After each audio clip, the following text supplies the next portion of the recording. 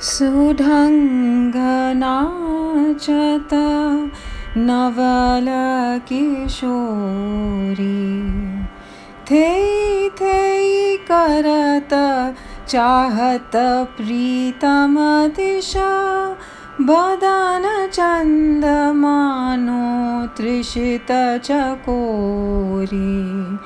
सुढङ्ग नाचत नवल किशोरी, तान बंधान मान में भामिनी, रीजे श्याम कहत हो होरी। हित हरिवंश परस्पर प्रीतम, बरवटलियो मोहन चित्त चोरी। सुढङ्ग नाचत नवल किशोरी। जय श्री कृष्णा। राधे राधे।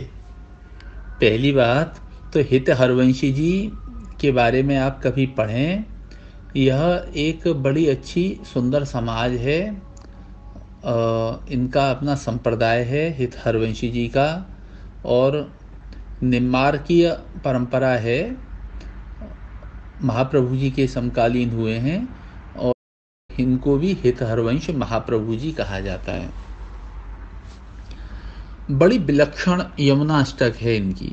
इन्होंने जो यमुना अष्टक लिखी है बड़ी विलक्षण है, बड़ा अद्भुत स्वरूप है इनका स्वरूप भी, और इनकी वार्ता, इनकी परंपरा बड़े अद्भुत ग्रंथ हैं हित हरवंशी जी के। कीर्तनों में भी निकुंज भाव एक बहुत ही तदीय कोटि पे इनका निकुंज भाव है। अब यहाँ ये कीर्तन जो आप इतनी सहजता से गा गए हो, इसमें क्या विलक्षणता है।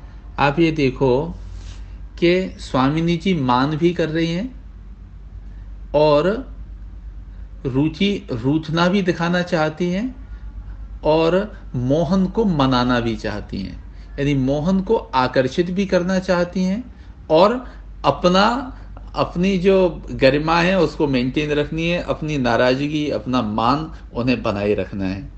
उसके लिए कैसे कर रही हैं कि सुढंग नाचत, बड़े अच्छे ढंग से आप स्वयं नृत्य कर रही हैं, और वह दिशा यानी आकर्षित करना चाहती हैं, अपने ऊपर डायरेक्शन लाना चाहती हैं, अट्रैक्शन लाना चाहती हैं भगवान का, श्री कृष्णचंद्र का। ऐसे डायरेक्शन लाना चाहती हैं जैसे कोई चकोरी, त्रषित चकोरी जो है, जो कि केवल चंद्रमा की चांदनी का ही पान करती है, वह त्रषित चकोरी वह उनको अपनी ओर आकर्षित करना चाहती है, उसका पान करे, परंतु मान रख रही है, मान रखे हुए है, परंतु तान बंधान है। नृत्य के ऐसे आलापन कर रही हैं आप, और सुढंग से आप तान बंधान से नृत्य आप कर रही हैं कि स्वयं बरबस होकर के मोहन जो स्वयं चित्तचोर हैं उसका भी चित्त आप चुरा लें। उस आह्लाद, उसका भी जो स्वयं आह्लाद स्वरूप जो राधा हैं, नवल किशोरी हैं, वो मोहन को अपनी ओर आकर्षित कर लेती हैं, रीझ जाते हैं, और आप जो मान रखे हुए हैं आप भी उसमें रीझ करके, और फिर तान बंधान कल्याण मनोहर होता है। बहुत सुंदर कीर्तन है निम्बार्क संप्रदाय के कीर्तनों में।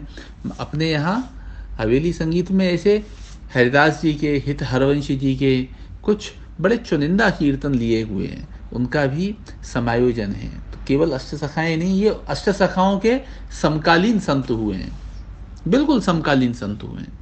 बहुत सुंदर कीर्तन। सुढंग कथक नृत्य के प्राचीन अंगों में से एक अत्यंत महत्वपूर्ण अंग है।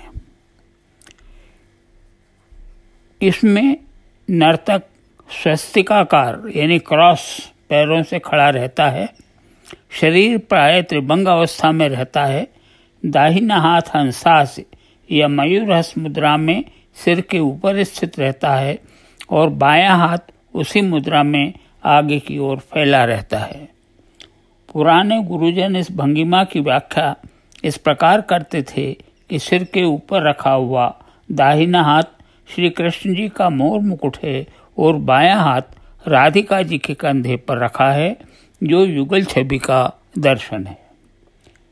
एक मान्यता यह भी है कि तांडव और लास्य के मिश्रण से जिस तीसरी शैली का आविष्कार हुआ वह नटवरी अर्थात कथक है।